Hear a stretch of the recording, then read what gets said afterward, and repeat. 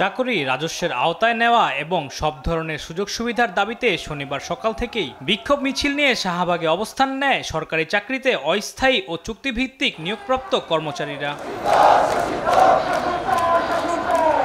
নিয়োগের ক্ষেত্রে ঘুষ বাণিজ্য, সরকারি সুযোগ সুবিধা থেকে বঞ্চিত সহ নানা বৈষম্যের অভিযোগ করেন তারা। ওই স্বৈরশাসকের ছাত্রলীগ, যুবলীগ বা অসহযোগী সংগঠন বা মূল দলের যে সকল নেতারা ছিলেন তারা ঠিকাদারি নামে এই কর্মচারীদের কাছ থেকে লক্ষ লক্ষ টাকা নিয়ে তারা চাকরি দিতেন। আমরা বৈষম্যের শিকার, আমরা কোনো প্রকার সুযোগ সুবিধা পাই না। আমাদের দাবি একটাই, আমাদের রাজস্ব খাতে হস্তান্তর করা হোক। 2 লাখ, 3 লাখ, 4 লাখ টাকা করে নিয়ে আমাদের একজন বের করে দিত, আরেকজনকে চাকরিতে নিত। নিয়মিত বেতন ও উৎসব ভাতা ছাড়া বছরের পর বছর কাজ করার কথাও জানান ভুক্তভোগীরা। আমরা যখনই বেতন চাইতে চাই আমাদের স্যারদের কাছে, তখন তারা বলে তোমরা তো আমাদের লোক না। তোমরা কাদের লোক?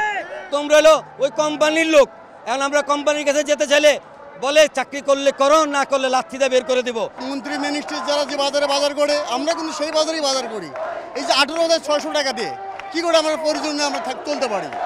বাচ্চা কাচ্চা যখন জিজ্ঞেস করে বাবা ঈদগুলো পাইছো, সকল আমরা কি বলি? বাবা পাইছি, মানে আমাদের ভাষা নাই আর বলার জন্য ফ্যামিলির কাছে।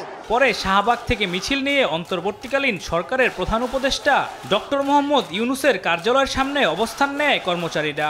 এ সময় স্লোগানে মুখর করে তোলে পুরো এলাকা। আলিমুজ্জামান সাফওয়ান, দেশ টিভি, ঢাকা।